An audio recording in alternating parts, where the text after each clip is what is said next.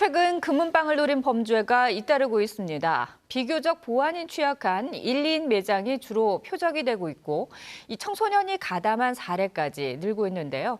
그 이유와 대응 방안, 한남대 경찰학과 이도선 교수와 함께 짚어보도록 하겠습니다. 교수님 어서 오십시오. 네, 이 최근 대전과 논산 세종 등지에서 금은방을 노린 절도 사건이 잇따르고 있는데요. 이런 범죄가 반복되는 근본적인 이유, 먼저 어디에 있다고 보십니까? 네, 최근에 이런 사건들을 보면 금은방이 타겟이 되고 있는데 사실 이 금은방, 귀금속을 다루는 곳에 그 범행 특성이 여기에 있습니다. 그러니까 두 가지 특성인데요. 표적의 매력성이 굉장히 높습니다. 즉 높은 이익을 줄 수 있는 범행 타겟이 있는 곳이고 그리고 체포 위험이 좀 낮다라고 분석될 수 있는데 대규모 중심 상업 지역이 아니라 좀 원도심에 위치해 있거나 보행자들의 자연적인 어떤 감시 수준이 떨어지는 위치인 것으로 보아 한 두 가지 이유로 최근에 이런 사건들이 발생하고 있는 것으로 판단이 됩니다. 네. 근데 범행 대부분을 살펴보면은 이제 1인 혹은 2인이 운영하는 소규모 귀금속 집에서 이렇게 발생을 한단 말이죠. 근데 이런 매장들이 공통적으로 갖고 있는 아무래도 이 보안상의 허점 때문에 이제 범행을 하는 게 아닐까 싶은데 어떤 허점들 때문에 범행의 대상이 될까요? 네, 보통 그 지적하신 바와 같이 이런 매장들은 보통 인적, 기술적 보안 수준이 취약합니다. 보통 한 명, 두 명이 근무하거나 이런 보안 시설 같은 것들도 민간 경비 업체에서 계약된 어떤 업체를 이용하지만 사실 이런 소규모의 귀금속 상점의 특성상 인적, 기술적 보안에 취약한 것뿐만 아니라 구조적인 문제도 있습니다. 즉 범죄 예방 환경 설계의 수준이 미흡하다라고 볼 수 있는데 이 범죄 예방 환경 설계라고 함은 자연적 감시나 접근 통제가 일정 수준 이상이 도달되어야 범행이 실행될 가능성도 낮고 검거의 가능성이 높기 때문에 범행을 실행하고자 하는 사람들의 심리적 억제를 좀 기대할 수 있는데 최근에 이렇게 발생된 사건들의 어떤 특성은 좀 명세하거나 위치적으로 좀 취약한 곳에 위치해 있다라는 점 이런 부분들을 지적할 수 있겠습니다. 그러니까 말씀하신 것처럼 범행을 저지를 때 금은방 사건 같은 경우에는 보통 1, 2분, 3, 4분, 5분 안에 이 범행이 이루어지고 이 금값이 상승하다 보니까 아무래도 거기에서 얻는 그 이익이라고 해야 될까요? 그런 것 때문에 더욱 표적을 많이 삼지 않을까 싶은데 그런 문제가 있다고 볼 수 있습니까? 맞습니다.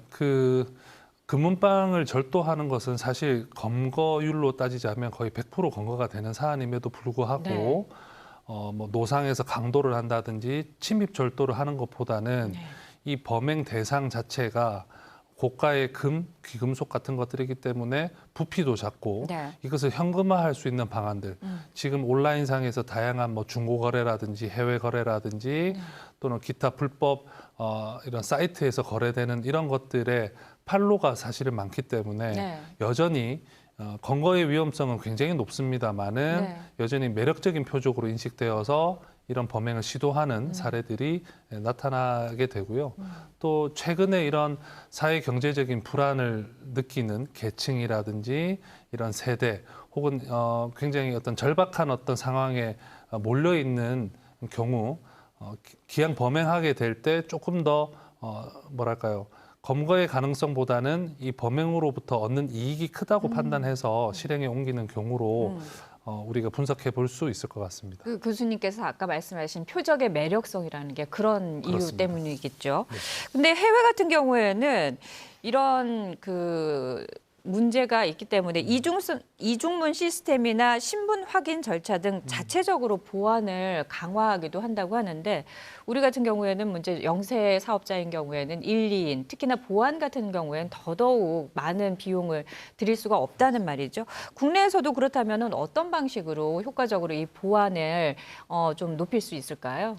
네, 앞서 설명드린 대로 이런 고가의 어떤 물품을 취급하는 업소들, 예를 들면 귀금속을 취급하는 금은방이라든지 혹은 또 24시간 영업을 해서 또 외진 곳에 있으면 굉장히 취약한 편의점이라든지 이런 곳들이 이제 뭐 공식적인 경찰이라든지 이런 기관에서 특별 순찰 구역으로 하고 있지만 네. 24시간 이런 감시의 기능이 제공되지 못하기 때문에 이런 시설들의 특징을 좀 보완할 방법으로는 해외 사례처럼 좀 이중문 구조, 에어락 구조라고 하는데요. 쉽게 생각하면 아파트 중문이라고 생각하시면 됩니다.